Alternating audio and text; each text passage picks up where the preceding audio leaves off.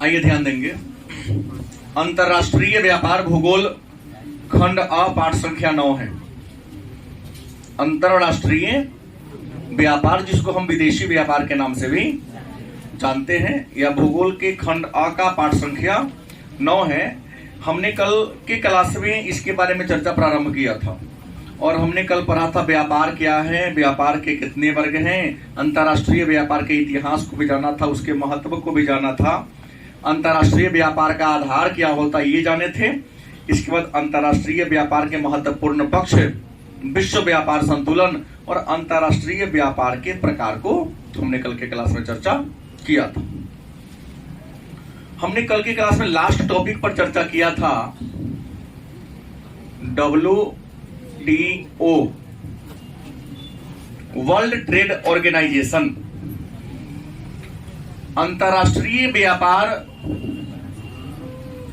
की गतिविधियों की देखरेख करने के लिए, अंतरराष्ट्रीय व्यापारिक समझौता को लागू कराने के लिए, व्यापार के संबंध में किसी प्रकार का रुकावट आ रहा है, विवाद खड़ा हो रहा है, उस विवाद को सुलझाने के लिए, विकासशील देशों को या अर्धविकसित देशों को तकनीकी सहायता उपलब्ध कराने के लिए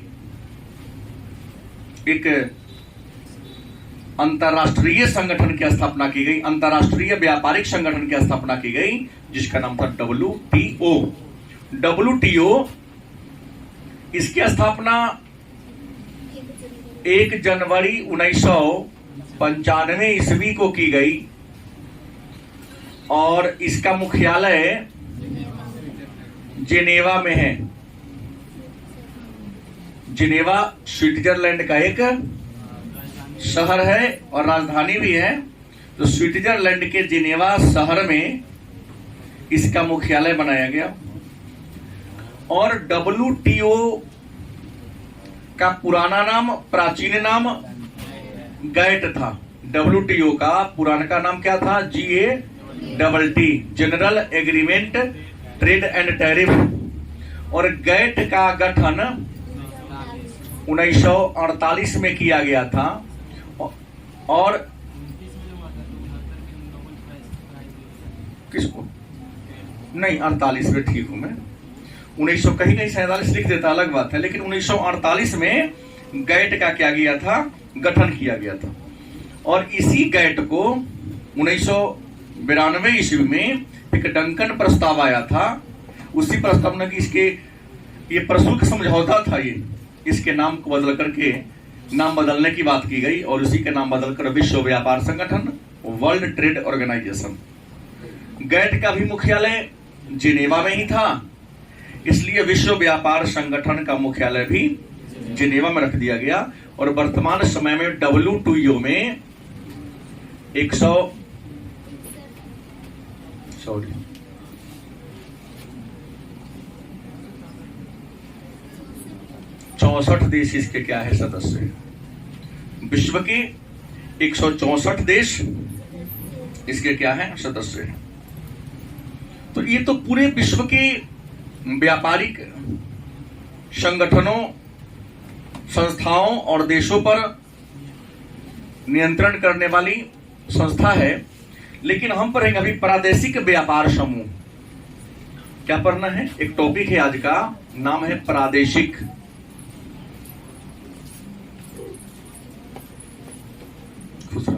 व्यापार समूह।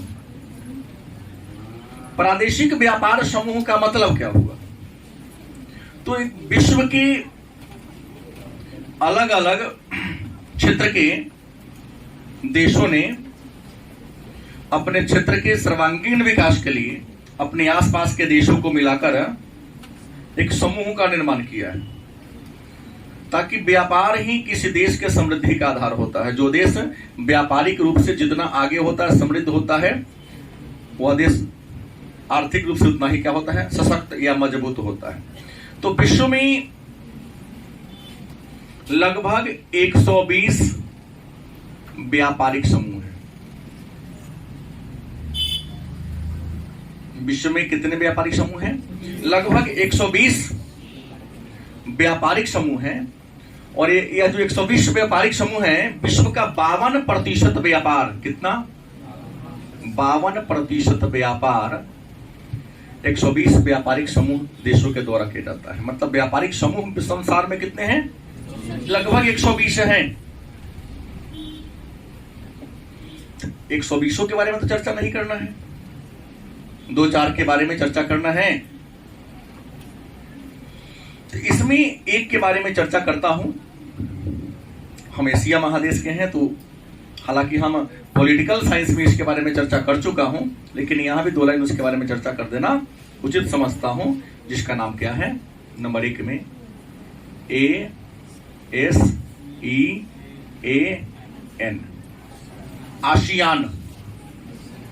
मैंने कहा था पॉलिटिकल साइंस का कुछ टॉपिक ज्योग्राफी से मिलता है, लोगों ने ध्यान नहीं दिया।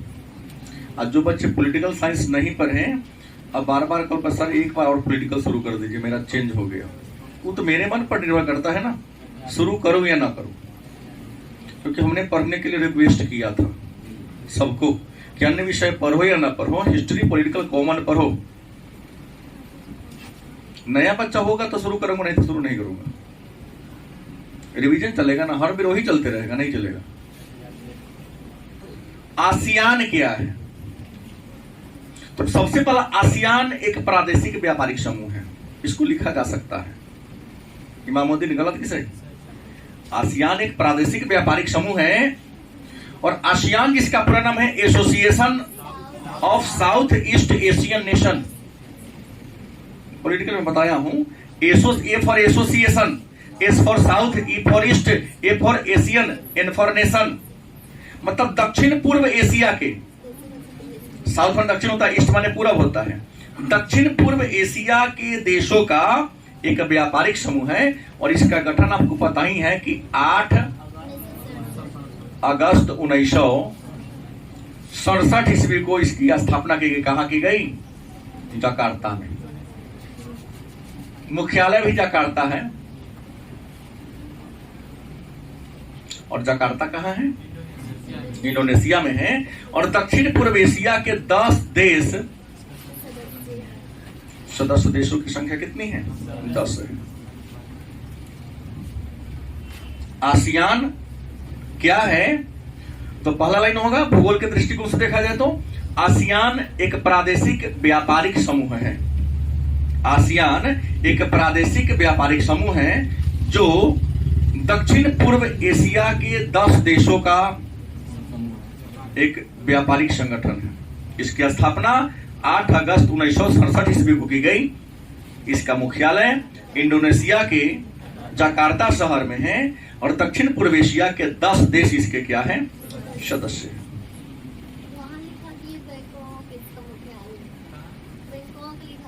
बैंकॉक में मीटिंग हुई थी, घोषणा पत्र, बैंकॉक घोषणा पत्र के द्वारा की गई थी। नहीं तो मैंने जकार्ता है, इंडोनेशिया कर देंगे उसको। जकार्ता किस द्वीप पर है? जकार्ता किस द्वीप पर है? जावा है कि सुमात्रा? जावा होगा। डूब रहा है, राजधानी बदल रहा है, चेंज हो रहा है। और समुद्र का जलस्तर ग्लोबल वार्मिंग के कारण बहुत ऐसे टापू हैं जो 2050 से पहले डूब जाएंगे। अमेरिका के भी कुछ टापू जो अटलांटिक महासागर या प्रशांत महासागर अगल बगल में है, तटीय शहर डूबेंगे। हवाई द्वीप पर जल चढ़ रहा है। और सबसे पहले तो मालदीव डूबने वाला है, मात्र 3 मीटर ही ऊंचाई बच गई है। आसियान के बारे में जान लिए। आसियान के बाद हम एक और नया टॉपिक जानते हैं, दूसरा CIS। पॉलिटिकल में पढ़ाया हूं। हमने कहा था पूर्व सोवियत संघ, जिसे वर्तमान में रूस कहते हैं, 1991 ईस्वी में सोवियत संघ 15 राजनीतिक खंडों में बट गया। और 15 राजनीतिक खंडों में बंटने के बाद उसका नाम क्या पड़ा? रूस। क्या नाम पड़ा? रूस। और 15 देशों से क्या हो गया? अलग हो गया। जब सोवियत रूस के विघटन के बाद रूस का राष्ट्रपति बोरिस येल्त्सिन बने, कौन बने? बोरिस येल्तसिन बने। तो बोरिस येल्तसिन ने, हमने पॉलिटिकल साइंस में चर्चा किया है कि सोवियत रूस से अलग हुए 15 देश का एक मीटिंग बुलाने का प्रयास किया, लेकिन उसमें 15 शामिल नहीं हुआ। 15 में से 12 देशों ने हिस्सा लिया। केवल 3 जो बाल्टिक प्रदेश थे, जिसे 1941 में स्टालिन ने बलपूर्वक मिलाया था, बाल्टिक प्रदेश शामिल नहीं हुआ, लेकिन बाकी 12 देश क्या हुआ? शामिल हुआ। तो बोरिस येल्तसिन ने 1991 ईस्वी में सोवियत रूस से अलग हुए 12 देशों को मिलाकर एक व्यापारिक समूह, एक समूह का निर्माण किया, एक ग्रुप का निर्माण किया। उसी का नाम था CIS। क्या नाम है? Commonwealth of independence state. Commonwealth of independence state मतलब सोवियत रूस से अलग हुए 12 देशों का क्या है? यह समूह है। कितने देश है इसमें? देश कितने हैं? 12। इसका मुख्यालय की बात करें, कहां है? बेलारूस। मुख्यालय कहां है इसका? बेलारूस। लेकिन बेलारूस देश है। इसका जो शहर है उसका नाम है मिन्स्क शहर। बेलारूस के मिन्स्क शहर में इसका मुख्यालय है।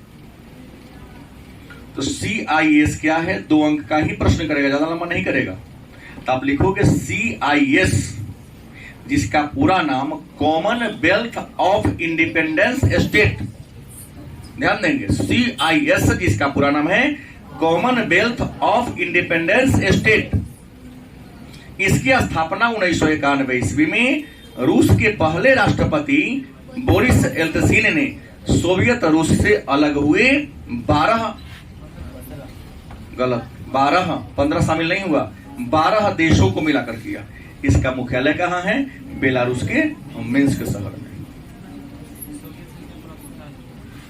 सोवियत संघ के प्रथम राष्ट्रपति की बात करेंगे, रूस के तो बोरिस येल्तसिन होंगे। तो सोवियत संघ के, रूस के प्रथम राष्ट्रपति बोरिस येल्तसिन 1991 में। लेकिन सोवियत संघ की स्थापना तो लेनिन और स्टालिन ने किया। तो लेनिन आएगा ना 17 में, जो पहली बार सत्ता में है। CIS उम्मीद है हमारे बच्चे लोग समझ गए होंगे। आगे बढ़ूं। एक और हमने आपको पढ़ा दिया है पहले भी, यूरोपीय संघ पढ़ाया हो कि नहीं? यूरोपीय संघ EU पढ़ाया हूं। EU मतलब यूरोपियन यूनियन। और हमने कहा यूरोपीय संघ क्या है? तो पश्चिमी यूरोप के देशों का समूह। ये पूरे यूरोप महादेश का नहीं है। आपको बताया हूं पॉलिटिकल साइंस में, पश्चिमी यूरोप के देशों का क्या है? और पश्चिमी यूरोप के प्रारंभ में 6 देशों ने मिलकर 1957 ईस्वी में, याद होगा, पश्चिमी यूरोप के 6 देशों ने 1957 ईस्वी में एक मीटिंग बुलाया था। उन 6 देशों का नाम है Italy, France, Germany, Belgium, Holland और लग्जमबर्ग। हॉलैंड को ही हम नीदरलैंड के नाम से जानते हैं। इन देशों ने मिलकर, जहां संपूर्ण विश्व सोवियत रूस संघ और अमेरिका के कुचक्र में फंसा हुआ था, शीत युद्ध के जाल में फंसा हुआ था, तो अमेरिका और रूस की अर्थव्यवस्था से के चंगुल से अपने आप को बचाने के लिए और अपनी अर्थव्यवस्था को मजबूती प्रदान करने के लिए उन्होंने तय किया था पश्चिमी यूरोप के देशों ने कि क्यों ना हम लोग एक व्यापारिक समूह का निर्माण कर ले, और व्यापारिक समूह का निर्माण करके हम लोग अपनी अर्थव्यवस्था को मजबूत करने का क्या करें? काम करें। यही सोच रखकर 1957 ईस्वी में इन 6 देशों ने एक मेसिना टापू पर, इसको मेसिना शक्ति के नाम से भी जानते हैं, पॉलिटिकल के बाद याद करो,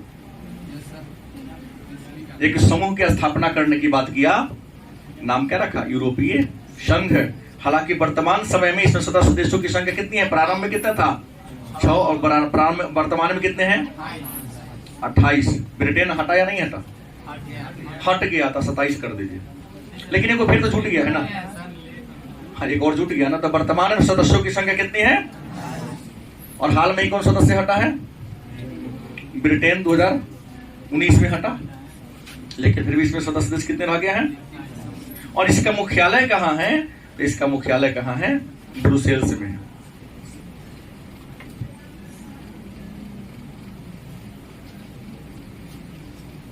मुख्यालय कहाँ है?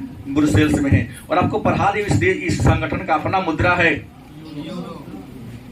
और यूरो मुद्रा 1 जनवरी 1999 में अस्तित्व में आया।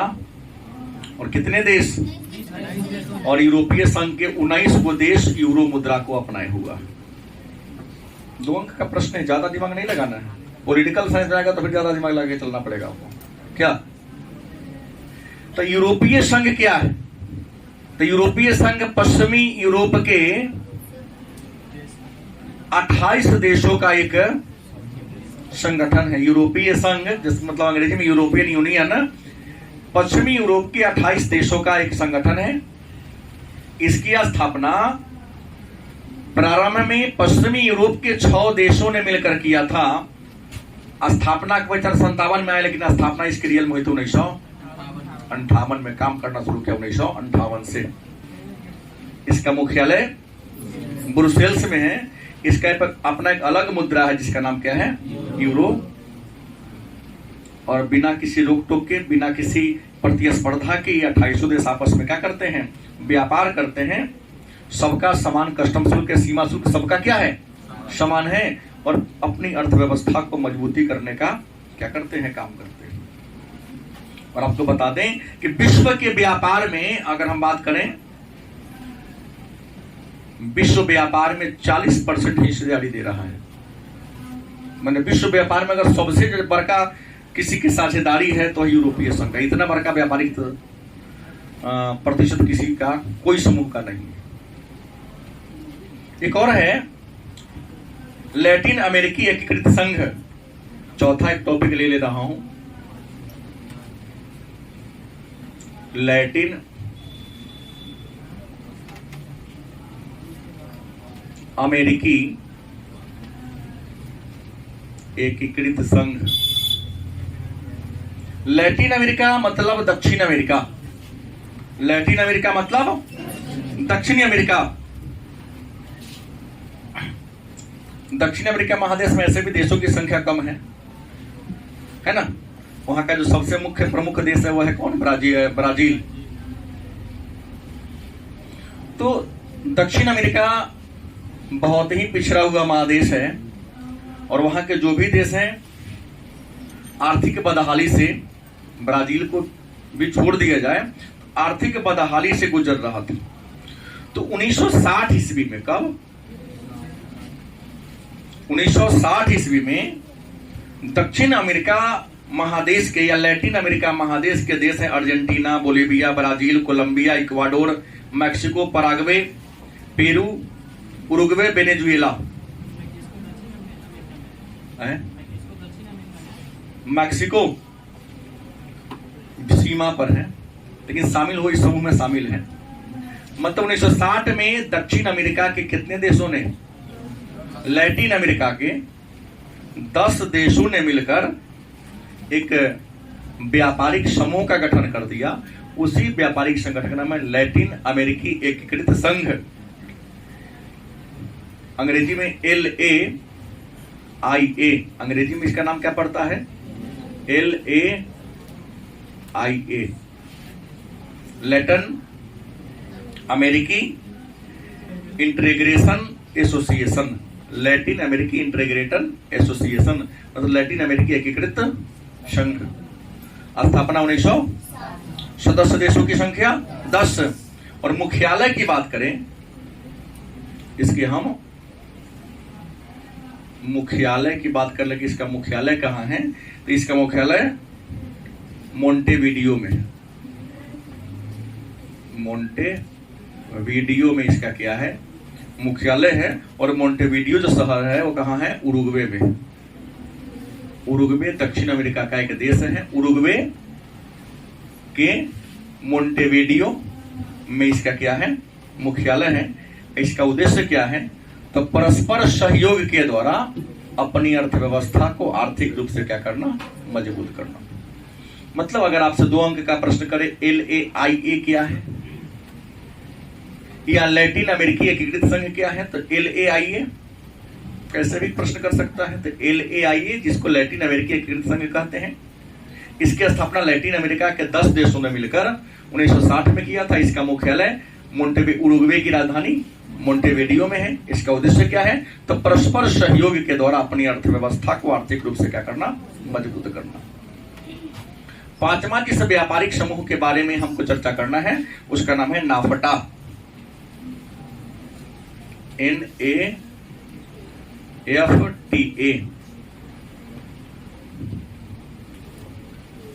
नहीं NAFTA, North America free trade association. क्या है, North America free trade association, इसी को कहते हैं नाफटा, उत्तरी अमेरिकी मुक्त व्यापार संघ। इसको हिंदी में क्या कहेंगे, उत्तरी अमेरिकी मुक्त व्यापार संघ।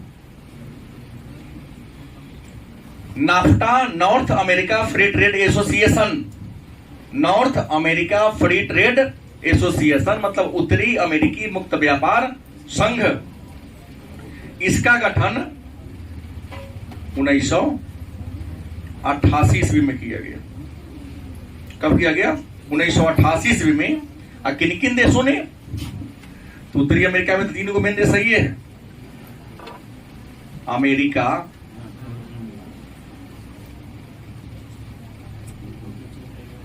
कनाडा, हालांकि वो इस देश में भी शामिल है, मैक्सिको, कौन,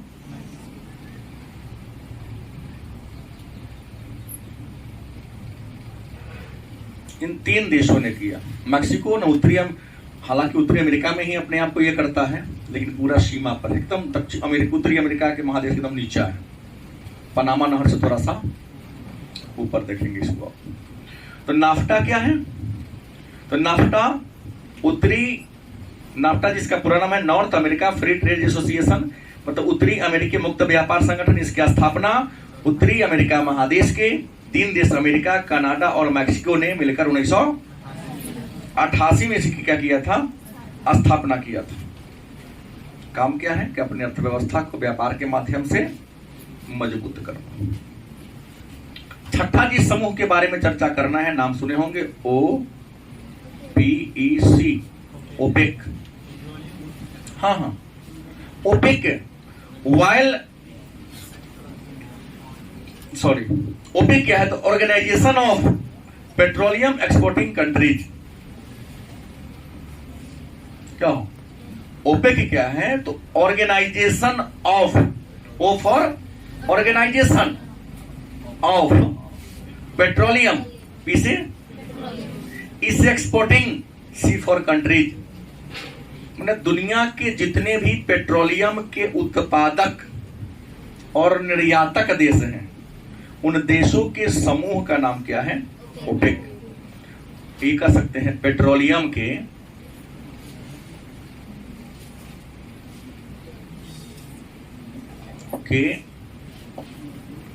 उत्पादक तथा निर्यातक देशों का क्या है,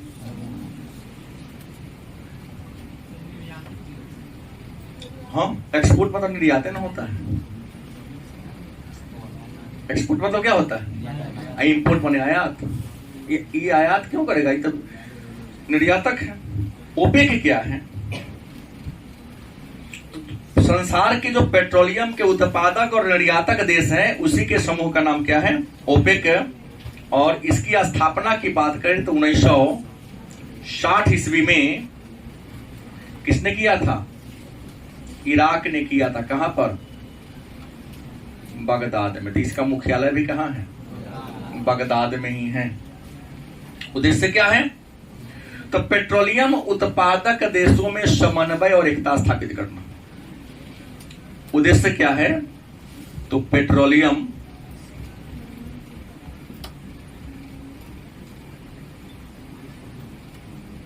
उत्पादक देशों में एकता व समन्वय की स्थापना करना।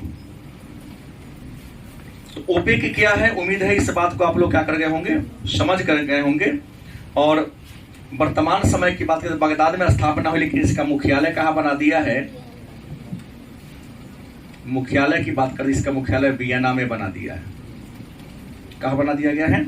और वर्तमान समय में विश्व के 13 देश, कितने?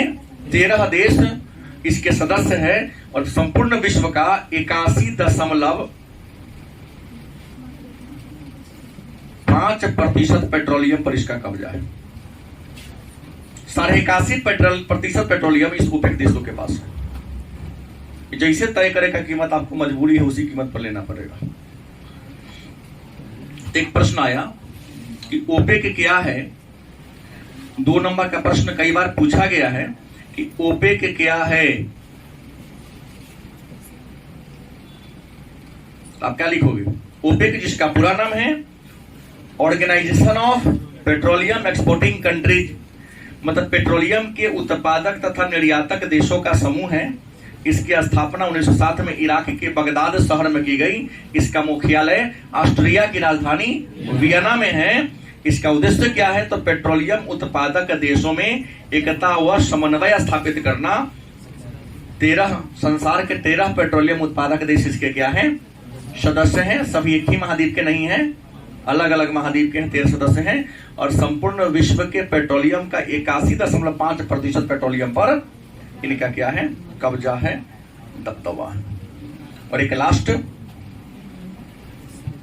साफटा, पॉलिटिकल साइंस में हर बार पूछता है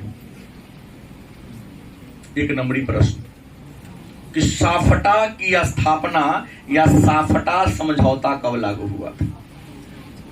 तो साफटा के बारे में विचार 1994 में आया था। एक टी छूट गया नहीं?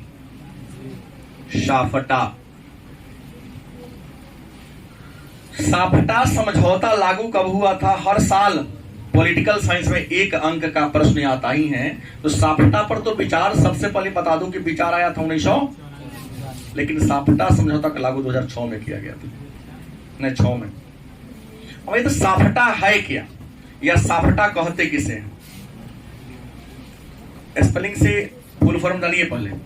South Asia free trade agreement, हमने कहा समझौता है, तो समझौता को अंग्रेजी में क्या कहते हैं? एग्रीमेंट कहते हैं। साउथ एशिया माने दक्षिण एशिया, साउथ एशिया मीन्स दक्षिण एशिया। और आप जानते हैं ना, भारत दक्षिण एशिया का देश है। और हमने कह दिया है कि भारत और भारत के अगल बगल में चीन और म्यांमार को छोड़कर भारत के अगल बगल में जितने भी पड़ोसी देश हैं, उसमें श्रीलंका और मालदीव को भी शामिल करते हैं, सभी दक्षिण एशिया के ही देश हैं। चीन और म्यांमार पूर्वी एशिया का देश है। एशिया के पूर्वी क्षेत्र में चीन पड़ता है और म्यांमार पूर्व और दक्षिण में पड़ता है। गलत सही? और इंडिया एशिया के किस हिस्सा में है? दक्षिणी हिस्सा में है। तो प्रश्न साफटा क्या है? तो साफटा जिसका पूरा नाम है south Asia free trade agreement. और आपको बता दें इसका विचार कब आया था? साफटा के गठन का विचार आया था 1994 में, लेकिन समझौता को लागू कब किया गया? 2006 में लागू किया गया। हस्ताक्षर 4 में हुआ। ये भी लिखी देता हूं, हस्ताक्षर कब हुआ? 2000। लागू कब हुआ? साफटा मतलब दक्षिण एशिया के कितने देश? 8 लिख सकता हूं। सदस्य कितने हैं इसमें? भारत, पाकिस्तान, अफगानिस्तान, नेपाल, भूटान, बांग्लादेश, श्रीलंका और मालदीव। इन 8 देशों ने सार्क के मीटिंग में एक हुआ था कि हम सब एक फ्री व्यापार करने के उद्देश्य से ग्रुप का निर्माण करें, समझौता करें कि हम आपस में व्यापार करें तो किसी प्रकार का सीमा शुल्क इन सब की बातें न हो कुछ वस्तुओं के लिए। तो 94 में विचार आया, 2004 में सिग्नेचर हुआ, 2006 में क्या कर दिया गया, south Asia free trade agreement सदस्य 8 है और 6 में इसको क्या किया गया, काम क्या है, तो अंतर प्रादेशिक व्यापार के कर को कम करना, उदारीकरण को बढ़ावा देना। उद्देश्य क्या था, कर कम करना तथा उदारीकरण को बढ़ावा देना। टैक्स कम होगा तो अपने आप बढ़ भी करेगा, व्यापार का विकास होगा है? तो मेरे ख्याल से भले ही हमने छोटे छोटे टॉपिक को पढ़ा, किसी भी एक उठा के 2 नंबर का प्रश्न आपसे डाल सकता है और वस्तुनिष्ठ तो बहुत सारे प्रश्न बन गए। अंतिम शब्द मेरे पास आता है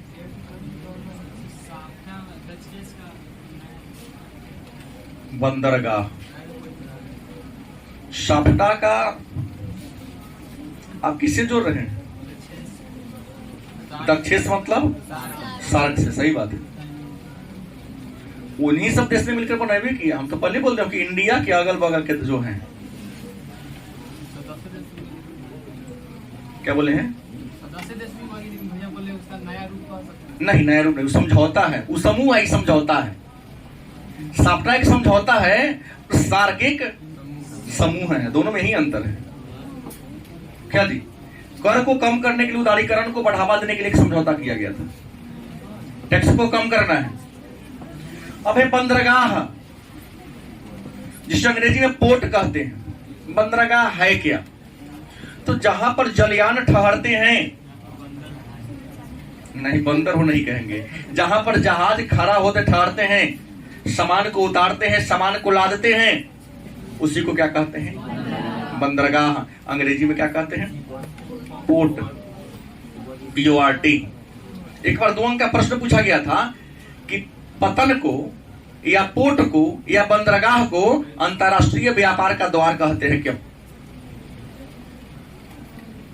तो पोर्ट जो शब्द है वह पोर्टा से लिया गया है, लैटिन भाषा का शब्द पोर्टा से लिया गया है, और पोर्टा का मतलब होता है द्वार।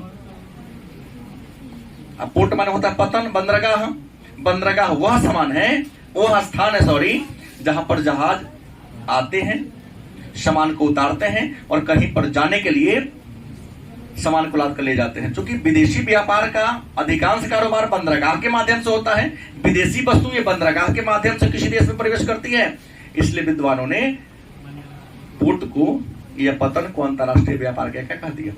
और एक बार प्रश्न पूछा था कि पतन और पोताश्रय में क्या अंतर है। पतन, तो पतन और पोताश्रय, पतन माने होता है बंदरगाह, पतन उस स्थान को कहते हैं जहां पर जहाज सामान को लाद कर यात्रा पर जाने के लिए, प्लेटफॉर्म,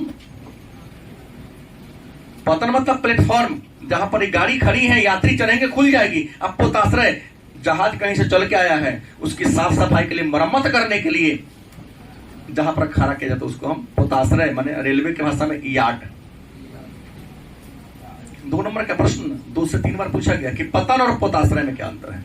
तो पतन उस स्थान को कहते हैं जहां पर जहाज कहीं से आता है तो सामान उतरने के लिए खड़ा होता है या कहीं पर यात्रा के लिए तैयार होता है, उसको पतन कहेंगे। और जहां पर जहाज को मरम्मत करने के लिए, साफ सफाई करने के लिए रोका जाता है, उसे क्या कहते हैं। तो प्रश्न ये पतन माने बंदरगाह के प्रकार कितने हैं, तो बंदरगाह को विद्वानों ने 3 प्रकार वर्गों में बांटा है। बंदरगाह को कितने भागों में बांट दिया है विद्वानों ने, तो बंदरगाह को वर्गीकरण 3 आधार पर किया गया है। पहला है नौभार के आधार पर,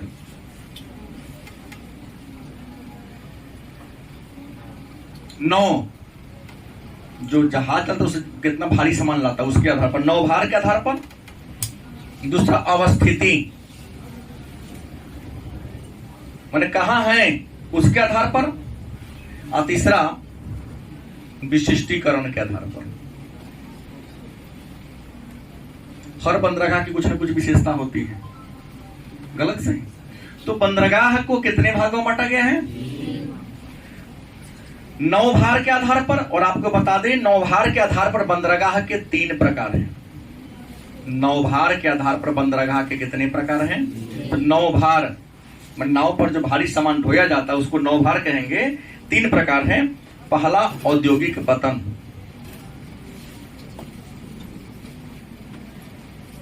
कौन है? औद्योगिक पतन माने कारखाना में जो सामान बनता है, कारखाना में क्या बनता है? सामान बनता है, उसी को ढोने वाला कारखाना के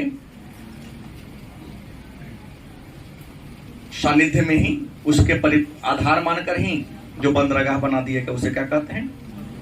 औद्योगिक पतन। दूसरा क्या है? व्यापारिक पतन। कारखाना से कोई लेना देना नहीं है, यहां पर सामान को ला दो कि कहीं सामान लाओ, व्यापार के उद्देश्य से वस्तु को यहां से वहां तक लाने और ले जाने का क्या करेगा उसको तो हम क्या कहेंगे? व्यापारिक पतन। और तीसरा कौन है? विस्तृत पतन। क्या है? विस्तृत, बड़ी मात्रा में, बड़ी परिमाण, कितना भी भारी सामान हो, कितना ही बड़ा सामान हो, उसको अगर धोता है तो उसे क्या कहते हैं? और अब आपको बता दें संसार में सबसे ज्यादा किस प्रकार के पतन है? पूछा गया प्रश्न वस्तुनिष्ठ में कि सबसे ज्यादा किस प्रकार के बंदरगाह हैं? तो विस्तृत, क्योंकि औद्योगिक पतन की संख्या कम है, व्यापारिक पतन की संख्या, लेकिन सभी प्रकार के काम करने वाले पतनों की संख्या क्या है? जो काम करना, सामान ढोवाना, उसको दबाओ, ऑलराउंडर। तो सबसे अधिक बंदरगाह किस प्रकार के हैं? अच्छा, अवस्थिति के आधार पर बंदरगाह 2 प्रकार के। कितने प्रकार के? एक अंतर्देशीय और दूसरा कौन होगा? बाह्य। देश के अंदर नदियों में जो पतन बनते हैं उसे क्या कहेंगे? अंतर्देशीय। देश के अंदर नदियों में जो बंदरगाह बनाए जाते हैं उसे क्या कहेंगे? लेकिन याद रखिएगा वो नदी वाला पतन भी सागर से मिला होता है। जैसे कलकत्ता बंदरगाह जो है वह हुगली नदी किनारे है, लेकिन वो भी किसी नहर नदी के माध्यम से अंततः बंगाल की खाड़ी से जुड़ा हुआ है ना। उसी कलकत्ता बंदरगाह के अस्तित्व को बचाने के लिए हुगली नदी पर बांध बनाई जा रही है, तो बांग्लादेश रोकता है। हाँ, डैम कि पानी ऊंचा होगा तो हमारा बंदरगाह चालू रहेगा, तो बंदरगाह में चौपट हो जाएगा। आपको नहीं पता है तो कलकत्ता बंदरगाह पर बड़े जहाज नहीं आते हैं, तो कलकत्ता बंदरगाह को बचाए रखने के लिए ही हल्दिया में एक नया पतन बनाया गया जो बंगाल की खाड़ी से सटा हुआ है। किसकी? कलकत्ता की गहराई कम है, कलकत्ता की गहराई क्योंकि नदी किनारे है ना, तो हल्दिया बना देगा। हल्दिया पर तो हल्दिया से छोटका छोटका जहाज सामान को लाद कर कलकत्ता लाता है। और इसी पानी के पर लेकर हालांकि भारत और बांग्लादेश के भी समझौता हो गया, फराक का समझौता, लेकिन फिर भी मुंहजोरी करता है कि नहीं हम डैम बनाने आपको नहीं देंगे। और भारत का उद्देश्य क्या है कि कलकत्ता बंदरगाह के अस्तित्व को अब बचाने के लिए क्या करना होगा? डैम बनाना होगा। डैम बनेगा तब ना पानी का लेयर ऊंचा होगा, तब ना बड़े बड़े जहाज घुसेंगे। लेकिन कहता है कि नहीं यहाँ बनाइएगा, डैम बनाइएगा, तुमको पानी मिलना क्या हो जाएगा? कम हो जाएगा, बंद तो नहीं होगा, कम हो जाएगा। तो आंतरिक और बाह्य पतन जो समुद्र में बनते हैं। और विशिष्टीकरण के आधार पर बंदरगाह 5 प्रकार के होते हैं। कितने प्रकार के? एक होगा तेल पतन। तेल पतन उस पतन को कहते हैं जहां से कच्चे पेट्रोलियम को धोया जाता है। कौन? मतलब जहां पेट्रोलियम उत्पादक देश है तो वो जो तेल को धोने के लिए वहां से दूसरा सामान नहीं धोएगा, केवल और केवल क्या धोएगा? तेल ही धोएगा। उसे क्या कहते हैं हम? तेल पतन। दूसरा है मार्ग पतन या विश्राम पतन। मार्ग पतन को हम कहते हैं विश्राम पतन, अंग्रेजी में पोर्ट ऑफ कॉल। जहाज समुद्र में चल रही है, अचानक उसका तेल घट गया, उसमें पीने लायक पानी घट गया, खाने का सामान घट गया,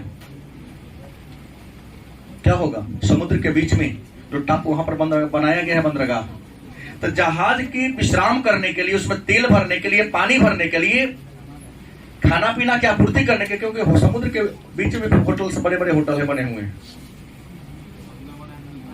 पानी के अंदर नहीं, पानी के अंदर टापू टापू बनाया गया है। तो वैसे बंदरगाह को हम कहते हैं विश्राम पत्तन, अंग्रेजी पोर्ट ऑफ कॉल। जैसे होनोलुलु, सिंगापुर, अदन जो है ये क्या है, पोर्ट ऑफ कॉल है। वो बंदरगाह, वहां सामान ढोना वो तो नहीं है, वहां पर होटल बनल है, सामान रखा हुआ है, पानी का व्यवस्था, वहां पर जाइए पानी भर लीजिए, जाके खाना पीना का सामान खरीद लीजिए। हाँ, तेल वगैरह वहां पर क्या बोलते हैं, तेल का स्टॉक रखा गया है। तीसरा जो पतन है, विशिष्टीकरण क्या था, उसका नाम है पैकेट या फेरी पतन। पैकेट या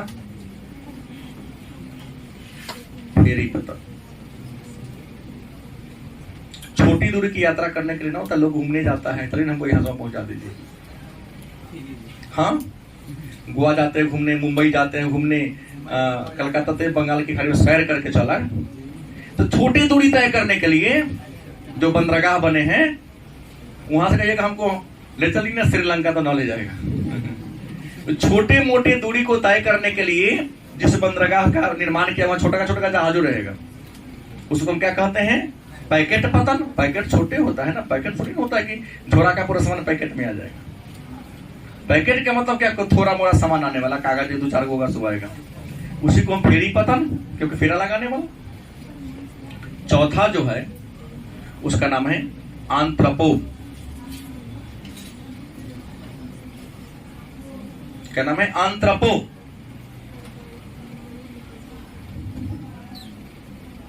आंत्रपो क्या है, तो हम कह सकते हैं कि हल्दिया जो है वो आंत्रपो है। दूसरा देश से सामान आया और अचानक वहां से दूसरा जहाज खड़ा नहीं है कि उसको लाद के ले जाया जा सके। तो जहां पर स्टॉक, वह बंदरगाह जहां पर विदेश से आने वाली वस्तु के स्टॉक कर दिया जाता है। विदेश से कोई सामान आया, वहां पर क्या कर दिया, क्योंकि जहाज को जल्दी जाना है तो वहां पर स्टॉक कर दिया।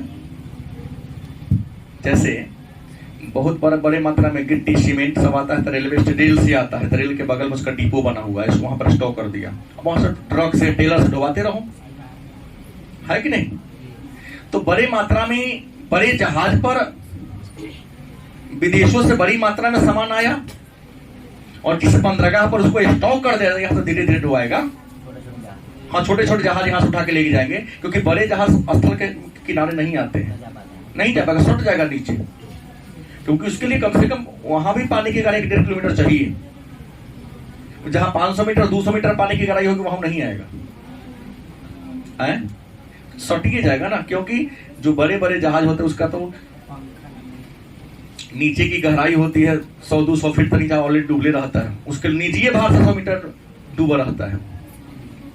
गलत किसे, तो वो लोग क्या होता है, ज्यादा समुद्र गहराई में ही रह जाता है, तो समुद्र के बीच में ही आंत्रपो बनते हैं और वहां से छोटे जहाज वस्तु का स्टॉक कर दिया जाता है और छोटे छोटे जहाज वहां से जाकर के सामान को ढोकर ले आते हैं।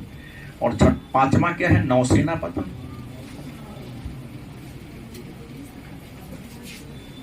नौसेना पतन, नौसेना के बंदरगाह, जहां नौसेना का जहाज जहां ठहरता है या जहां पर जहाज को मरम्मत वगैरह किया जाता है, उसको नौसेना पतन के नाम से।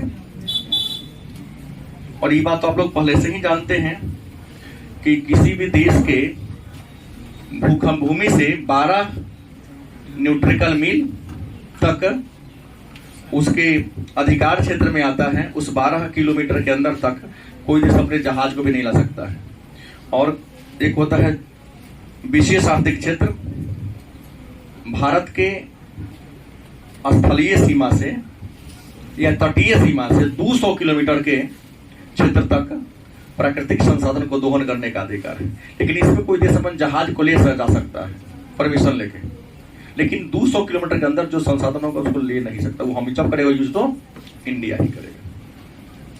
जैसे पता चला है ना, अरब सागर में मुंबई से लगभग या पेट्रोलियम का, विश्व का सबसे बड़ा पेट्रोलियम, अगर लेकिन इंडिया के पास टेक्नोलॉजी नहीं है कि वहां से खन के उसको क्या कर सके, निकाल सके।